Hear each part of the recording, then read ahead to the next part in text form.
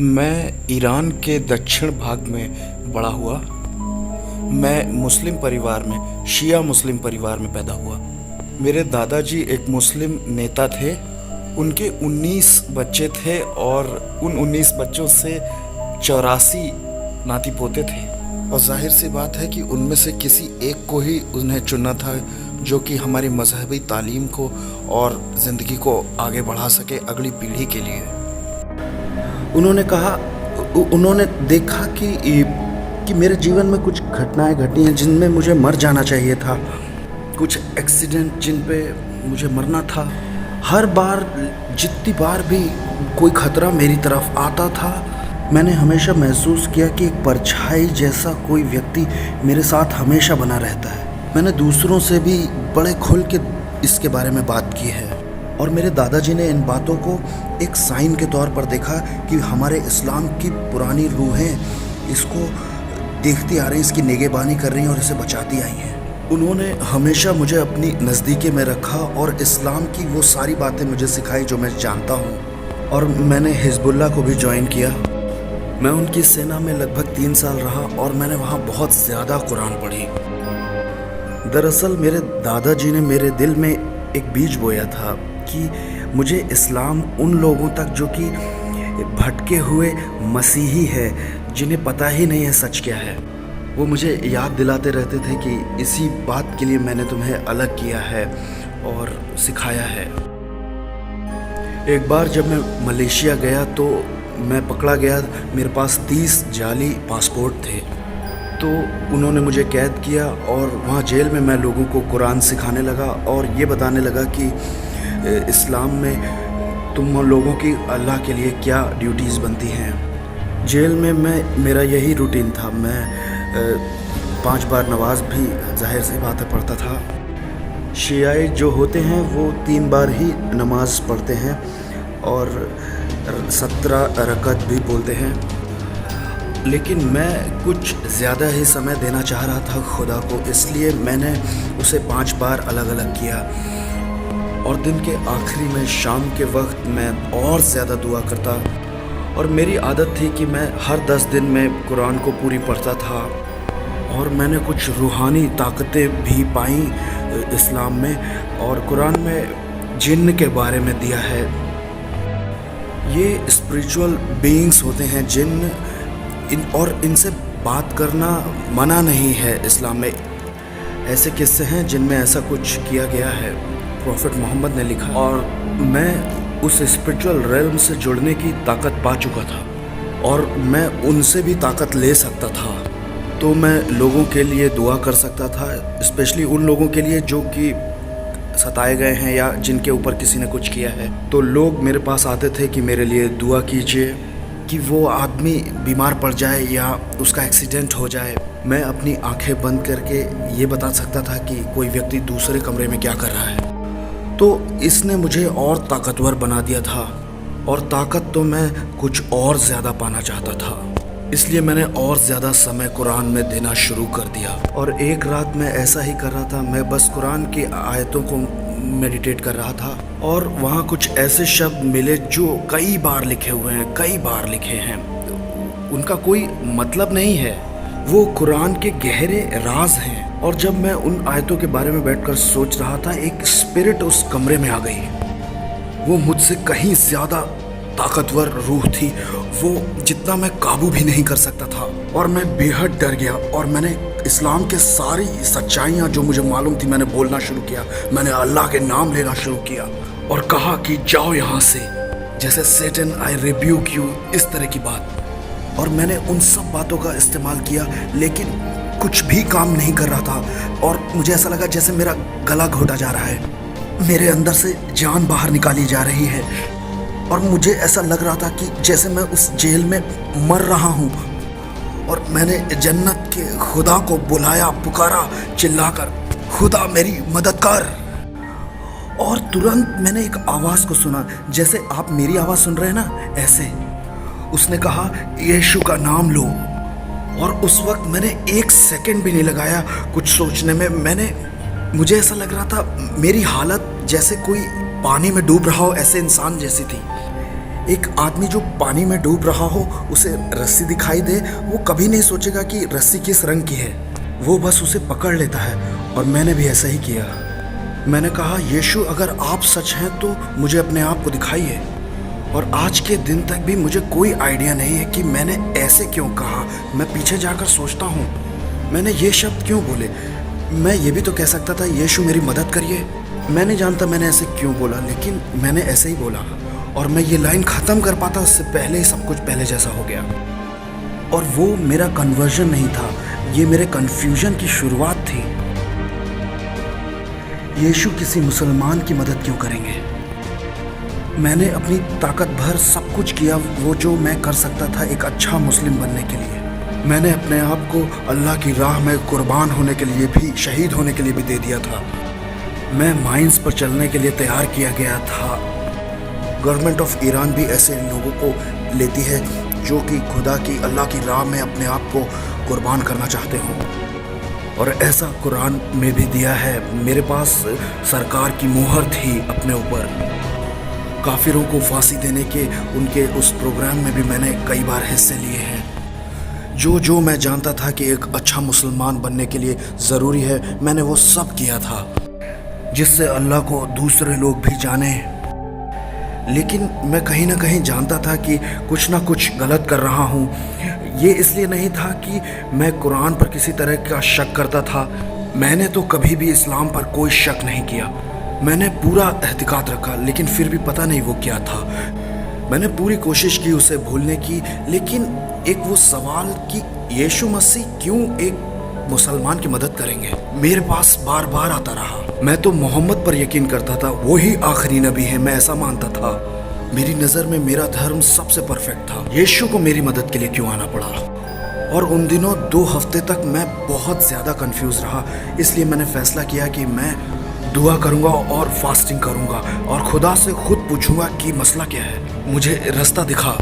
कुरान में कुछ बातें हैं, कुछ ऐसी आयतें हैं जो ये कहती हैं कि अल्लाह के कई रास्ते हैं, उसके कई तरीके हैं। पहाड़ के किस हिस्से से तुम चढ़ते हो इससे फ़र्क नहीं पड़ता, लेकिन तुम्हें एक ही चोटी तक पहुंचना है। मैंने सोचा शायद यही खुदा का तरीका है।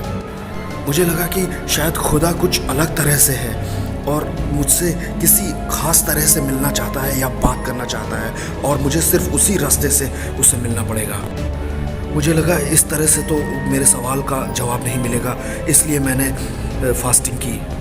मैंने अपने दिल की गहराई से बार बार ताकत लगाकर उससे पूछा कि क्या चाहते हैं आप मेरी ज़िंदगी से, कौन सा रास्ता आप चाहते हैं कि मैं चुनूं।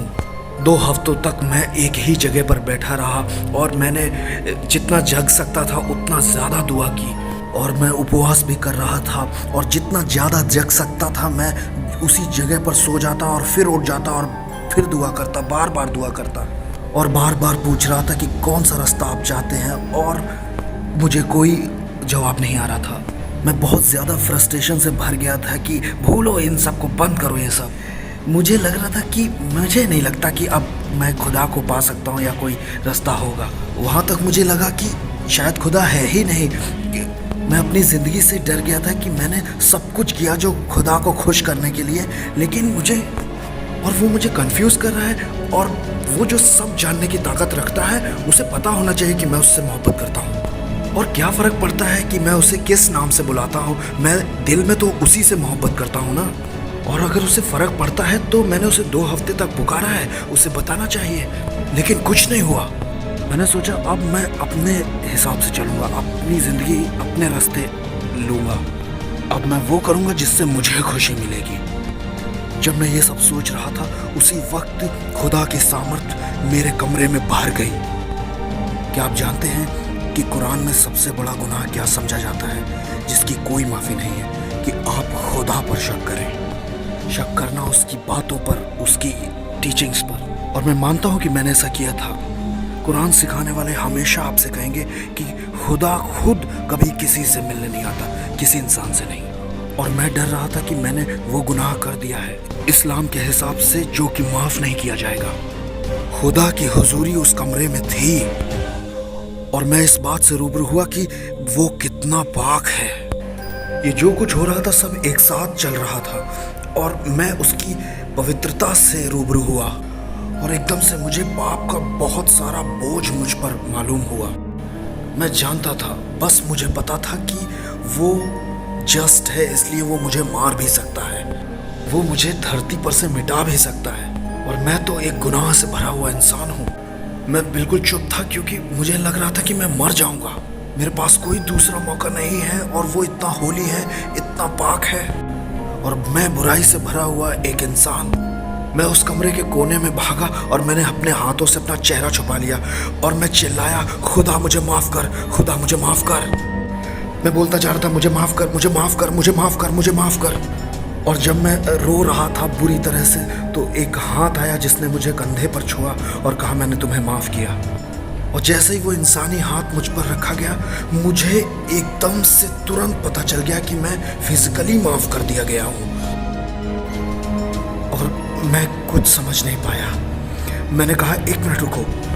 मैंने कहा, बिस्मिल्लाहिर्रहमानिर्रहीम, मतलब खुदा जो दयालु है, रहम करता है, लेकिन हम नहीं जानते कि हम उस जजमेंट डे से पहले कभी भी माफ़ किए जाएंगे। इसलिए कुरान में ऐसी कोई भी आयत नहीं है कि मोहम्मद जन्नत में है। उसे भी इंतज़ार करना है हम सब की तरह ही, उस दिन का, उस क़ियामा के दिन का, द डे ऑफ रिजरेक्शन। और उस दिन हम सब का न्याय होगा। तो ये कौन सा खुदा है जो मुझसे कहता है कि मैं तुम्हें माफ़ करता हूँ और मुझे आज भी माफ़ किया हुआ महसूस होता है? और मैंने उनसे पूछा, आप कौन हैं? आपने कहा, मैं तुम्हें माफ़ करता हूँ और मुझे माफ़ किया जैसा हुआ महसूस हो रहा है। फिर उसने कहा कि मार्ग, सत्य और जीवन मैं ही हूँ। जब मैंने उन शब्दों को सुना तो मैं जानता था कि ये निहायत ही ज़रूरी शब्द हैं, लेकिन मुझे बिल्कुल नहीं मालूम था कि इन शब्दों का मतलब क्या है। मुझे अभी तक समझ में नहीं आता ये खुदा कौन है। इसलिए मैंने पूछा कि आपका नाम क्या है?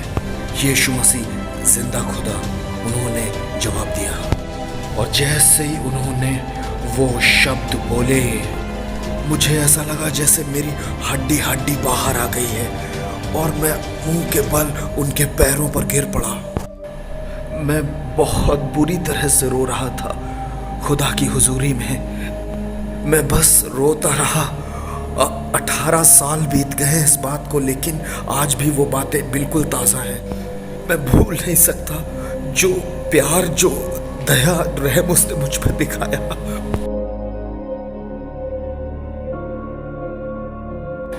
मैं भूल नहीं सकता जो उसने मुझसे कहा कि मैं तुम्हें माफ करता हूँ। मैंने उस माफी को महसूस किया है। मैं सिर्फ उसके पैर पर पड़ा हुआ था। मैं रोता ही जा रहा था क्योंकि मैंने इतने साल लगाए खुदा को खुश करने में, लेकिन कुछ भी नहीं हुआ और उनमें से किसी बात ने उसे खुश नहीं किया था। मुझे धोखा खाया महसूस हो रहा था कि उन्होंने मुझे बताया कि ये खुदा है और वो खुदा नहीं था। उन लोगों ने मुझे सिखाया था कि ये खुदा को खुश करेगा और अल्लाह की राह में मारो, जान लो दूसरों की, और ये खुदा कहता है कि प्यार करो दूसरों से, मेरी तरह दया करो, रहम करो मेरी तरह दूसरों पर। ये मेरे दिल के मुताबिक खुदा है। ये है खुदा की सच्चाई। खुदा है जो रहम करने वाला है, खुदा है जो माफ़ करने वाला है। मैं 2 घंटे तक रोता रहा उसके पैरों पर। मैं उसके पैरों पर पड़ा हुआ था और मैंने उसके चेहरे की तरफ देखने की कोशिश की और वो किसी टीवी स्क्रीन की तरह लग रहा था। और उसमें मैंने देखा बहुत सारे लोगों को, हर जाति, हर नस्ल के लोगों को, हर तरह के इंसानों को मैंने देखा। मैं जैसे जैसे एक एक इंसान को देख रहा था, वैसे वैसे उनके एक एक पाप भी मुझे दिखाई दे रहे थे जो उन्होंने किए। और मैंने कहा, खुदा ये सब गुनहगार हैं, ये सब पापी हैं, हम सब पापी हैं। फिर उसने कहा कि कितनी आसानी से मैंने तुम्हारे पाप माफ़ किए हैं। और मैंने कहा, बहुत आसानी से। फ़ारसी में कुछ इस तरह से कहते हैं जैसे जितना पानी पीना आसान है इतना। और ये बोलने के बाद मैंने कहा, नहीं नहीं नहीं, उससे भी ज़्यादा आसानी से, पानी पीने से भी ज़्यादा आसानी से आपने माफ़ किया। उसने कहा, जितनी आसानी से मैंने तुम्हारे पाप माफ़ किए वैसे ही मैं इनके भी पाप माफ़ कर दूंगा, लेकिन इन्हें कौन बताएगा। मैंने कहा, मुझे भेजिए। उसने कहा, जाओ। और इस तरह से मैं एक मसीही बना। मैंने दुआ की कि खुदा मुझे एक बाइबल दे। जेल में किसी दूसरे हिस्से से किसी व्यक्ति ने आकर मुझे एक बाइबल दी और वो शख्स आया और उसने मुझसे कहा, ये है जो तुम मांग रहे थे, लो। वो इंडिया के बैकग्राउंड से था, वो उर्दू हिंदी मैं उससे बोल रहा था और मैं जानता था कि ये बाइबल है। और मैंने खुदा को शुक्रिया कहा कि मैंने रात आपसे दुआ की और आज सुबह मुझे बाइबल मिल गई। आप अद्भुत है खुदा, आप हो वो जिसमें सारी कुव्वत है। अब मैं इन बातों को समझा और इतनी जल्दी आपने मुहैया कराया। और वो है जो जिंदा खुदा का सच्चा कलाम है। मैं ये आपको बताना चाहता हूँ। मैं अपनी गवाही बताता हूँ ताकि लोग जाने इस जिंदा खुदा के बारे में। मैं नहीं चाहता हूँ कि कोई मेरी गवाही सुनने के बाद मसीही बने। मेरी गवाही तो सिर्फ मेरे लिए अच्छी है। मैं बस ये चाहता हूँ कि लोग ये जाने कि ये है वो सारी कुव्वत रखने वाला खुदा जो सब कुछ कर सकता है। और वो ढूंढ रहा है कुछ ऐसे दिलों को जो प्यार करते हो सारी इंसानियत से, सब लोगों से, अपनी सारी ताकत से। अगर आज कोई मेरी गवाही सुनता है तो मैं चाहता हूँ कि वो कहे कि जन्नत के खुदा, तू जो सच्चा है, सब कुछ बनाने वाला है। अगर यही बातें सच हैं तो मैं इसे चाहता हूँ और मैं आपको पूरा विश्वास दिलाता हूँ, गारंटी देता हूँ। जो आया, जिसने मुझे छुआ, जिसने मेरी जिंदगी को बदला है और पूरी तरह से मुझे माफ़ किया है जो कुछ मैंने किया, उसी ने मुझे ये भरोसा दिलाया है कि मैं उसके साथ जन्नत में रह सकता हूँ। इसी एश्योरेंस से वो उन्हें भी एश्योर करेगा और उन्हें भी वो उसी माफ़ी का स्वाद चखा सकता है जो उसने मुझे दी, और उसी प्यार का स्वाद। और ये प्यार यीशु मसीह का है। उसका नाम जलाल पाए हमेशा हमेशा। आमीन। मैं मुसलमान भाइयों और बहनों को सिर्फ एक ही राय देना चाहूँगा कि वो जो पूछते हैं कि क्या एक इंसान खुदा बन सकता है, बिल्कुल नहीं, कभी नहीं। ये असंभव है। इंसान खुदा नहीं बन सकता। लेकिन एक मुसलमान होने पर मैं ये मानता हूँ कि खुदा जो सबसे बड़ा है, सबसे ताकतवर है, जो कुछ भी कर सकता है, सब कुछ कर सकता है, तो क्या खुदा जो सबसे बड़ा, इतना बड़ा है, वो इंसान बन सकता है? क्या वो इंसान के शरीर में आ सकता है? हाँ, वो कर सकता है। तो ईसाई होने पर हम ये नहीं कहते कि यीशु खुदा का बेटा है क्योंकि खुदा ने एक बेटा पैदा किया है। नहीं नहीं, ना ना ना। लेकिन खुदा ने इंसान के शरीर में अपने आप को दिखाया है, पूरी इंसानियत को। मैं चुनौती देता हूं किसी को भी कि अगर वो पूछें यीशु मसीह को दिल से, अपने सही दिल से, और खुदा जानता है हम खुदा को टेस्ट नहीं कर सकते, हम खुदा से कोई सवाल नहीं कर सकते, लेकिन हम खुदा से पूछ सकते हैं पूरी तरह से एक हलीम इंसान बनकर, ये कहते हुए कि खुदा, सबसे बड़े खुदा, मेरे परिवार का कोई सदस्य बीमार है जिसे चंगाई की सचमुच बड़ी ज़रूरत है। मेरे पास सवाल है, मेरा दिल टूटा हुआ है, मैं चिंताओं से, डिप्रेशन से भरा हुआ हूँ और कोई डॉक्टर मेरी मदद नहीं कर सकता। मेरे पास कोई उम्मीद नहीं है। मुझे ऐसा लगता है जैसे मेरे पास सुकून नहीं है।